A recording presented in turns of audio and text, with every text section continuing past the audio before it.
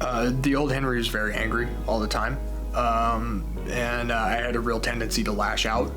I was very verbally abusive often.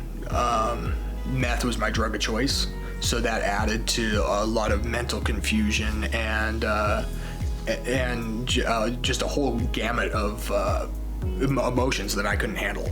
I had been unsuccessful. I'd been trying to get clean in an environment where there were a lot of other people using drugs, and there were some good influences, and some really godly influences, but not the level that I needed. I was praying to the Lord that He would provide a way for me to get someplace where I could get everything that He had for me. And what started out as an every once in a while kind of thing gradually grew to something that totally consumed my life, and before I knew it, I was living on the street, spending all my time really just committing petty crimes to get more money, to get high, and it was really sad, and it was a totally dominating cycle.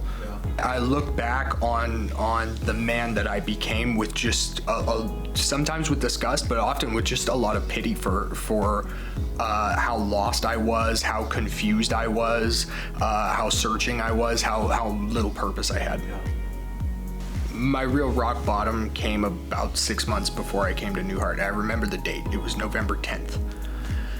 And it was really starting to get cold outside. I actually had a place to stay, but I had chosen not to stay there that night because I was waiting for drugs. So I was waiting in this tent that I had been staying in my drug dealer's backyard, waiting for these drugs to arrive. And I had a little bit, and as I'm waiting, I'm just going through this mental torture, this anguish, this demonic torture that just kept going on and on and on and on for hours, and I realized that I was gonna die in this life, and my life would amount to nothing. It would be absolutely purposeless. Nobody would remember me for the man that I could have been.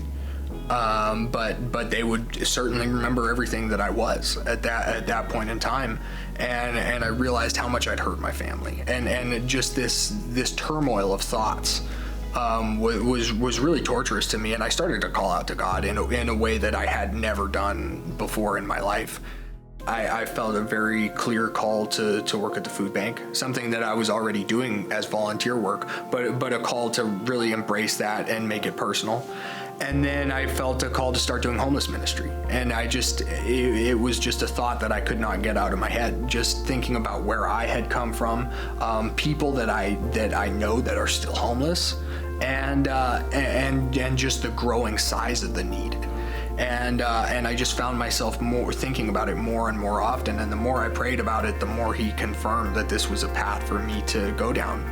And then the last thing that He highlighted to me was the Forge. For about 3 weeks, everywhere I would look, there was some literature or announcement or some kind of something about the Forge.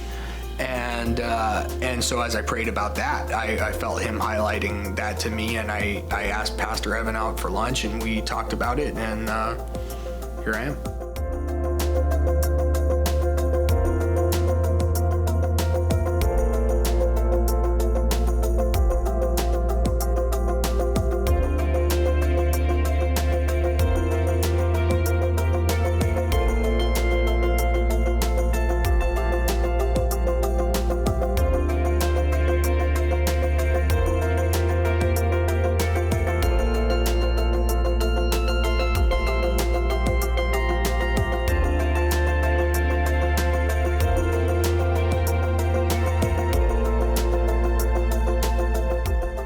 The idea of having my emotions dominated by a substance is almost a distant memory at this point.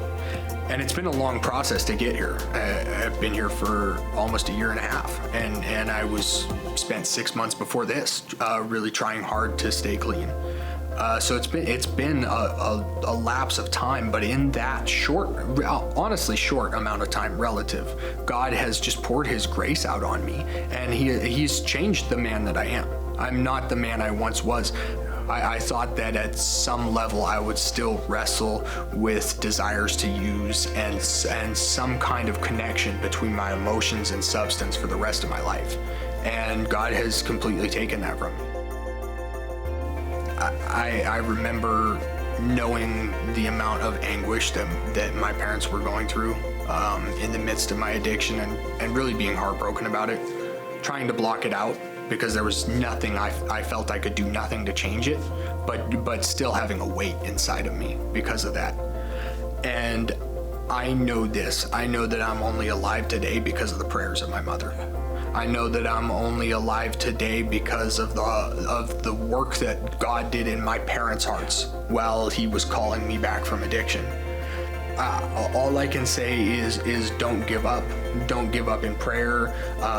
Don't give up in offering opportunities to get help.